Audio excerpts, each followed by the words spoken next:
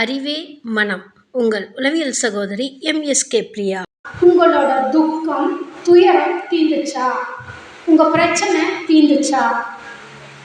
ஏன்னா ஒரு நாளைக்கு 75% ரிப்பிட்டேட்டிவ் தாட்ஸ், நடந்தது, நடக்க போகிறது, நடந்து கொண்டிருப்பது, இப்படி 75% உங்கள் மைண்டுக்குள்ளே வந்துட்டு போகும். 5% தான் வளர்ச்சிக்கு வரும். அப்போ அந்த டெபாசிட் எங்கே ஆகும்? வந்துட்டு போனதெல்லாம் உங்கள் மனசில் அறிவாக பதிவாகும், லேயராக. அப்போது ஒரு பிரச்சனை பல பிரச்சனை எல்லாம் கன்வெர்ட் ஆகிறது தான் உங்களுக்கு கடைசி கட்டமாக வர்றது தான் உடல் சார்ந்த பாதிப்பு. அதுக்கு முன்னாடி வர்றது மனம் சார்ந்தது. நம்ம மனம் சார்ந்தது கவனிக்காமட்டா ஹெல்த்துக்கு போயிடும்.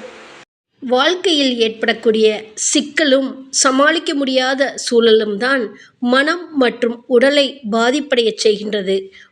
மனம் உடல் பாதிப்படையாமல் இருப்பதற்கும் வாழ்க்கை சிக்கலை சமாளிப்பதற்கும் அணுகுவதற்கும் நம்மளை தயார் பண்ணுவதற்கு தான் உளவியல் பகுப்பாய்வு மற்றும் எம்எஸ்கே மென்டாரிங் ப்ரோக்ராம் எங்களுடைய நிறுவனத்தில் கொடுத்து கொண்டு வருகின்றோம்.